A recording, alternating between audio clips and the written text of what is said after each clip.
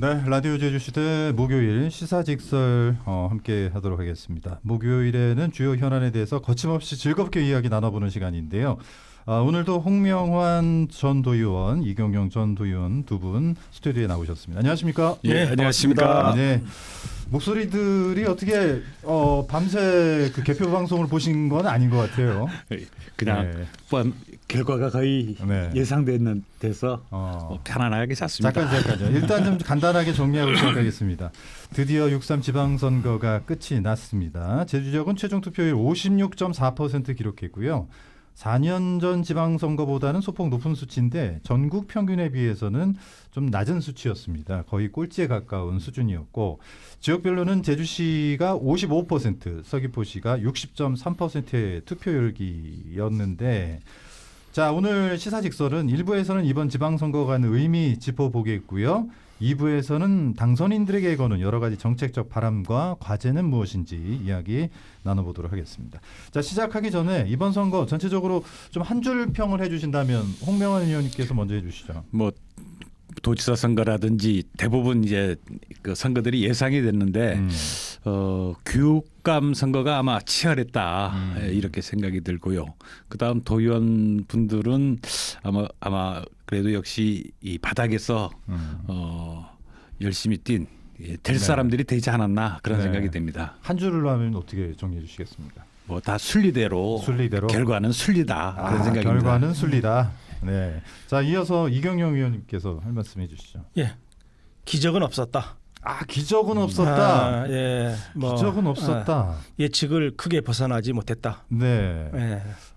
기적 그 일선에서는 교육감 선거를 대역전극으로 보고 근데 기적이다라고 저희 우리 홍명환 의원님하고 저거 우리 셋이서 예측했잖아요. 예견됐던 결과. 예견됐던 결과라고 봐요. 저는. 그때 그런 골든 크로스가 하나의 시그널이 됐다라고 보시는 거죠. 그렇죠. 이게 여론의 그 지지 탄력도가 고이숙 후보는 경사로 아주 급상승을 하고 있는 상태였고 그 김광수 후보는 좀 안정적으로 그냥 스무스하게 탄력도가 상당히 떨어진 상태에서 이게 접점이 되는 순간부터는 이건 막을 수가 없는 거거든요. 그래서 저는 알겠습니다. 예측을 했습니다. 자, 일단 전반적으로 민주당 우리가 도지사 얘기부터 좀 나눠볼 텐데 민주당이 도지사와 도의원 선거에서 좀 강세를 보이면서 지역 내에 전체적으로는 좀 압도적인 정당 지지도를 증명을 하긴 했습니다.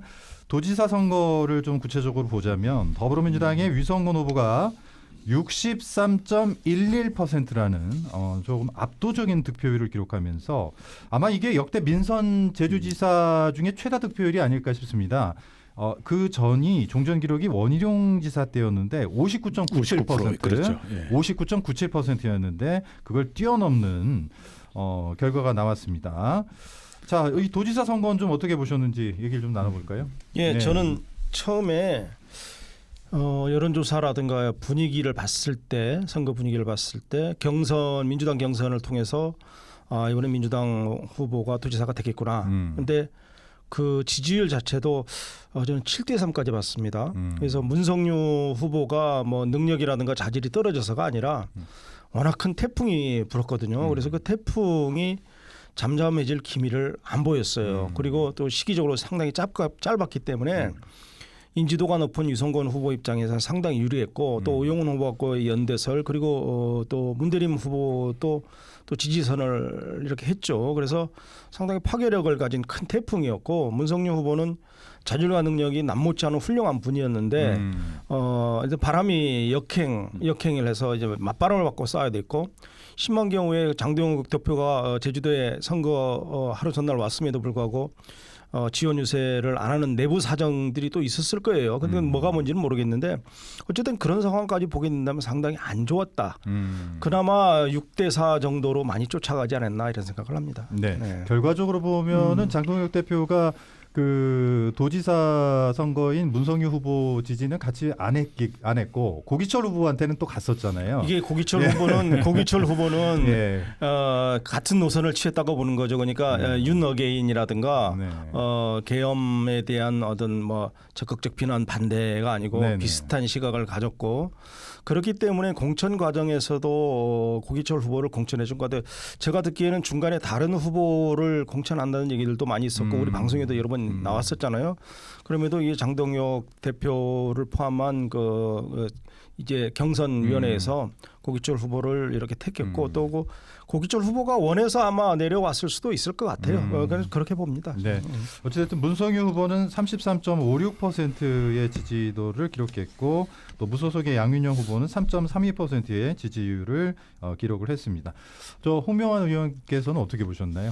네. 아무래도 그 유성곤 후보가 일단 민주당 경선에서 됐기 때문에 그 당시부터 그 예상됐던 말이 곧 경선이 곧 본선이 되지 그렇죠. 않겠냐 뭐 이런 그 분위기였고 또 전국적으로는 아무래도 뭐 윤 어게인에 대한 그 좀 비토 이런 것들이 있어서 아마 좀 전에 말씀하신 이경영님께서 말씀하신 장동혁 대표가 문성유 후보 쪽 그 지지 유세에도 참여하지 않은 걸로 그렇게 생각이 됩니다.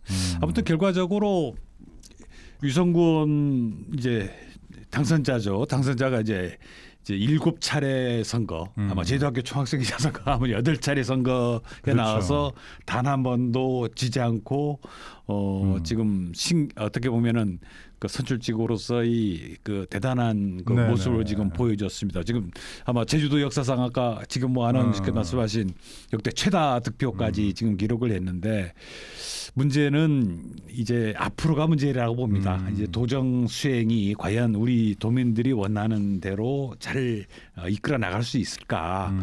저 개인적으로는 이 지금 뭐 여러 언론의 이제 인터뷰로 지금 당선 소감으로도 얘기를 말씀하시는데 지금 뭐 슈퍼그리드 사업이라든지 뭐 이런 그 사업들이 대체로 좀 추진하기가 좀 만만치가 않은 그 공약들이거든요. 뭐 이것들 강조하셔서 과연 이 일을 잘해야만이 할 수 있는데 과연 어떨까? 또 하나 문제는 지난 경선이라든지 선거 과정에서 이루어진 각종 선거법 그 고소 고발 이런 것들이 지금 있는데. 지난번 오영훈 도정에서도 사실 그런 것들이 이 상반기를 아주 발목을 잡고 이렇게 하는 경우가 있는데 이런 것들을 과연 어떻게 극복해 나갈 수 있을런지 이런 과제도 아마 또 있다고 봅니다. 좀 기대도 많지만은 또 우려도 많은 그런 생각입니다. 네. 과제에 대한 얘기는 2부에서 다시 한번 좀 나누도록 하겠고요. 어쨌든 이번 도지사 선거 아까 앞서 얘기해 주신 것처럼 제주도의원 3선에 국회의원 3선에 도지사직까지 연이어서 연속이죠. 이렇게 7차례 연속으로 이런 선거를 이긴다는 건 정말 대단한 진기록이기도 하고 제주 정치사의 한 획을 그었다라고 평가할 수 있을 정도로 엄청난 좀 결과를 보여준 것 같습니다. 특히나 득표율 놓고 봤을 때 63.11이라는 수치가 이거는 뭐 보수냐 진보보다는 오히려 중도층까지 다 끌어들인 걸로 봐야 되지 않나요? 이 정도 득표율이면? 그러니까 이게 위성곤 후보가 좋아서 다 지지한 게 아니고 국민의힘 후보 이탈표, 그러니까 국민의힘의 정당에 대한 실망감 있는 사람들이 투표장에 갔으면 아마 1번을 찍었을 것이고 중도표에서도 거의 1번을 찍었을 것이고 그리고 위성곤의 탄탄한 조직 그런 분들도 1번을 찍었을 것이고 그래서 63%를 넘는 그런 그 지지율 득표율을 이렇게 기록한 걸로 되어 있는데 이제 그 늘 이 정치인의 자세가 무거운 책임감과 그리고 어떻게 이걸 유지할 것이냐가 중요하거든. 원희룡 지사도 상당히 높은 지지율로 제주도에 와서 입성을 했지만 4년 만에 무너졌거든요. 뭐 그렇기 때문에 유성곤 후보 입장에서는 지금이 최고의 자리까지 올라간 겁니다. 그렇죠. 그렇다면 지금 바라볼 것은 그 윗자리가 있을 수 있겠지만 오히려 밑으로 내려갈 수 있는 이제 하산길을 걸어갈 수도 있는 그런 최고봉의 자리까지 올라가게 돼 본인이 갖고 있는 지도력, 그다음에 추진력, 책임감 이런 부분들을 이제 시험대에 오른 거죠. 윗자리라면은 혹시 대통령 선거를 이런 기록이면 대통령까지 가능하지 않나요? 자, 그럼 이어서 선거가 목적이 아니고 사실은 일로서 보여줘야 되는데 일로서 보여줘야 과연 일을 해낼 수 있을까? 이제 이게 행정을 집행해야 되잖아요. 이게 견제하는 역할은 상당히 쉬워요. 그런데 집행을 오영훈 지사가 집행을 하면서 그 무능이 탄로 났잖아요. 그러면 위성곤 후보 입장에서도 이 집행을 하면서 이게 정말 능력 있는 사람이다, 무능한 사람이 여기서 판가름 나기 시작하는 거예요. 의원들이나 집행부가 아닌 경우는 사실은 견제만 잘하면 되는데 집행부는 일로 보여야 되는 거에서 과연 성과를 보여줄 수 있는가 네. 이게 문제입니다. 자, 그러면 이번에는 교육감 선거 얘기 잠깐 나눠보겠습니다. 이 정말 저도 개표 방송에 참여를 했습니다만 그 나왔을 때 이제 경합으로 나왔거든요. 그래서 정말 뜨거운 막판까지 초박빙의 선거가 되겠구나 생각을 했는데 어찌됐든 막판에 그 여론조사에서 골든크로스로 나타난 조사가 있었기 때문에 과연 이 결과가 맞느냐 틀리느냐, 이 결과가 맞다면은 충분히 역전이 가능한 상황이다라는 이제 분석까지 있었거든요. 결과적으로 최종 승리는 고희숙 후보가 43곳 중에 39곳에서 승리를 하면서 48.08%, 김광수 후보가 37.99%, 송문석 후보가 13.91%를 기록을 하면서 고희숙 후보가 제주 최초의 민간 여성 교육감이 됐습니다. 이게 아마 최정숙 그 관선 교육감 이후에 초대 교육감 이후에 아마 60년 만에 그렇죠. 네, 여기는 이제 관선 교육감 시절이고 민선 여성 교육감으로는 이제 고희숙 신임 당선자가 최초가 되는 거죠. 예. 자, 어떻게 보시나요? 교육감 선거에 대해서는.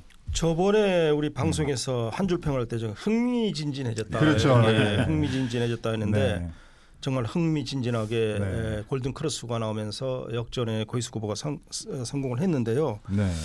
어쨌든 태양광 사업이 상당히 발목을 잡았고요. 김광수 후보의 태양광 사업 의혹과 관련된 얘기죠. 그리고 예. 또 우리 홍명환 의원님이 좋은 지적을 하면서 선거 공보물을 가져와서서 야 공보물이 참 전략적으로 잘 짜여졌다 그랬는데 네네. 상대방의 조그만 약점, 허점을 파고들면서 공보물에 표시하고 자기가 대안을 제시하면서 앞으로 제주 교육을 이렇게 이끌어가겠다. 네. 청렴성 참 좋은 말이잖아요. 그러면 공개성, 투명성 아주 좋은 말이죠. 그래서 그걸 가지고 이렇게 했는데 또 저 하나 볼 때는 제가 지역에 있으면서 느끼는 거는 이게 이 고희숙 후보가 서기여고 출신이에요. 그래서 서기여고의 그 이번에 선거를 통해서 조직이 아주 결집력을 보이는 분을 보게 됐고요. 또 배우자를 잘 만났다. 배우자가 네. 마이크를 갖고 정말 그 목이 피를 토하는 심정으로 돌아다니면서 마이크를 잡고 하는 모습을 보면서 배우자는 다들 아시는 것처럼 예전에 강경식 도의원이죠. 도의원이죠. 예, 그래서 전 강경식 도의원을 얘기하시는 건데. 부부가 도의원 교육위원을 하고 또 네. 자기 부인을 이렇게 교육감으로 만드는 그 제갈공명의 지혜를 가진 사람이 강경식 그 배우자가 아닌가. 네, 그래서 네. 서로 둘이가 이렇게 되는데 앞으로 이제 제주도 교육을 잘 이끌어 가주시기를 네. 바랍니다. 근데 아까 뭐 조직력 잠깐 얘기해 주셨습니다만 이 초반에 사실 굉장히 여론조사에서 밀렸거든요. 그렇죠. 그런데 또 불구하고 나중에 점점점 그 지지율을 좁혀지고 끌어올려가는 모습이 결국에는 이게 조직력이 뒷받침이 됐고 추가적인 조직이 붙었기 때문에 가능했던 거 아닌가요? 어떻게 보세요? 초기는 아무래도 이게 그 김광수 교육감이 아무래도 압도적인 뭐 전국 직무평가에도 항상 1위를 했었고요. 이렇기 때문에 김광수 후보가 뭐 무난하게 재선이 될 거 아니냐 이런 여론이 있었지만은 사실 알고 보면은 김광수 교육감에게도 여러 가지 빈틈이 있었거든요. 특히 뭐 노트북 초기에 무상 노트북 지급이 이게 포퓰리즘적인 거 아니냐. 그러다 보니까 교육 재정이 어려워지는 문제. 그다음에 교사 사망 사건 이런 거에 대한 대처. 또 이게 다시 기억이 다시 살아나게 된 게 그 당시에 그 조사를 맡았던 경찰 모 경찰을 이게 선거 캠프에 이게 영입을 했다가 하면서 다시 해임했죠. 이런 것들이 이게 아무래도 우리 그 도민들의 어떻게 보면은 눈높이에 맞지 않았다는 그렇죠. 말씀이시네요. 반발감을 좀 불러일으켰죠. 거기다가 아까 이경영 의원님 말씀하신 태양광 문제 뭐 이런 의혹들. 그 다음에 공보물 말씀하셨습니다만 공보물도 상당히 잘 만들었는데 근데 그 공보물이 또 법적으로 또 법률적으로 또 문제가 좀 일으킬 것 같아요. 거기에 네, 오류가 지금 발생을 지금 해서 이게 어떤 후보의 공보물에 오류가 있다는 말씀이시죠? 고위숙 후보 예, 예. 이게 그- 자칫 잘못하면 허위사실 유포로 지금 계속 선거 재판이 이어질 수 있으니까 4년 내내 발목을 잡을 수도 있는 그런 단계까지 갈 수 있는 것 그- 같아요.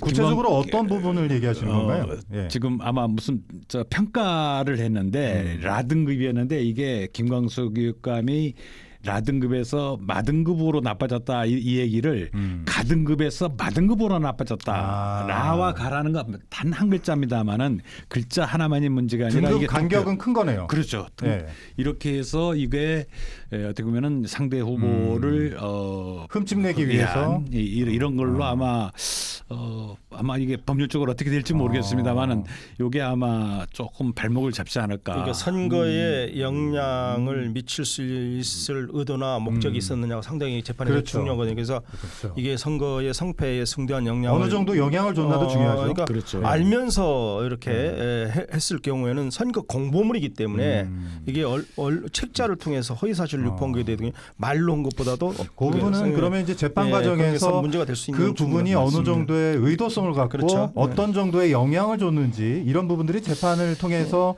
결과가 나오고 그에 따른 이제 판결들이 그렇죠. 영향을 줄 수 있다는 이게 말씀이시죠. 말실수하고 공보물은 완전히 다르거든요. 공보물은 몇 번 검토를 하고 네. 그렇게 했음에도 불구하고 격차를 아주 심하게 이렇게 제시를 했다는 게 조금 성의치 않습니다. 그러면 이제 마지막으로 우리가 일부에서 좀 살펴볼 게 서귀포 국회의원 보궐선거인데 아마 이번 선거에서 굉장히 좀 역동적인 선거구가 아니었나 싶습니다. 김성범 후보가 56.27%의 득표율로 승리를 했고 고기철 후보가 43.72%가 나타났어요. 고기철 후보의 선전도 좀 보이는 부분은 아닌가. 물론 김성범 후보가 승리를 했지만 이 부분은 좀 어떻게 보시나요? 아니 고기철 후보가 선전했다면 이겨야죠. 4년 동안 국회의원 자기 본인 출마를 했고 그리고 조직도 관리를 했고 그 제주도의 현안을 누구보다 잘 알고 있고 제주도당 위원장으로서 책임감을 그 직무 수행을 해왔잖아요. 근데 거기서 본인이 이탈하면서 도당에 대한 안 좋은 이미지가 돼버렸고 그 인지도 면에서는 고기철 후보가 상당히 높았지만 오히려 인지도가 높아서 검증이 되었는데 안 좋은 이미지로 검증이 돼버린 거죠. 고기철 후보는 폭행의 의혹에 대한 사건 여부도 있었고 도당위원장으로서의 문제도 있었고 윤어게인이라든가 그래서 오히려 장동혁 후보 온 게 더 안 좋은 영향을 끼칠 수도 있습니다. 근데 김성범 후보는 신인이었으니까 신인의 약점이 인지도가 낮았는데 오히려 신인이었기 때문에 검증된 게 없어요. 허점을 보일 수 있는 어떤 그런 시간적 여유도 없어. 상대적으로 청렴해 보이는 거죠. 청렴해 보이고 신이니까 좋아 보인 거고 더군다나 위성건 도지사 후보하고 같이 계속 다녔거든요. 도의원 후보들하고 계속 다니다 보니까 본인의 능력으로 된 게 아니라 태풍의 바람에 편승해서 아주 운 좋게 된 것이다. 그러나 2년 후에는 이제 검증의 절차를 거쳐야 되거든요. 2년 후까지 되어서 검증이 돼서 제대로 된 후보였는지 아닌지 그때 나타날 것이다. 네. 어찌됐든 새로 영입된 인재들은 그만큼 또 새로운 바람을 일으킬 수 있는 또 청렴한 부분이 있기 때문에 그게 강점이 됐다라고 평가할 수도 있을 것 같고요.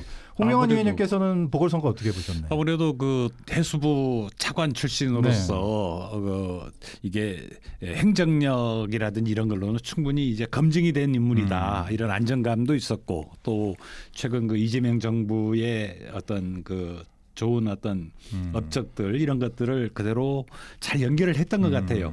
그러니까 좀 속된 말로 표현하면 이재명 발의를 아주 잘 하신 것 같고 그런데 지금 두 번 나오신 우리 고기철 후보님은 조금 두 번 했으면은 좀 더 사람들도 더 많이 이렇게 끌어안고 포용하고 뭐 선대본도 많이 그렇게 확장이 돼야 되는데 제가 보기에는 내부 식구들이 많이 이탈한 게 아닌가. 내부 분열 많이 돼 있어요.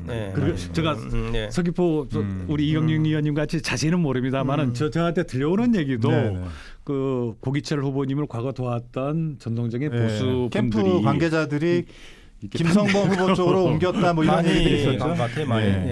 그러다 보니까 아마 페인이 이런 데 있지 않은가 생각됩니다. 알겠습니다. 자, 오늘 1부에서는 이번 지방선거가 갖는 의미를 전체적으로 좀 짚어봤고요. 잠시 후 2부에서는 저희가 이제 당선인들에게 거는 여러 가지 정책적인 바람이라든가 과제에 대한 이야기 나눠보도록 하겠습니다. 잠시 후에 뵙겠습니다.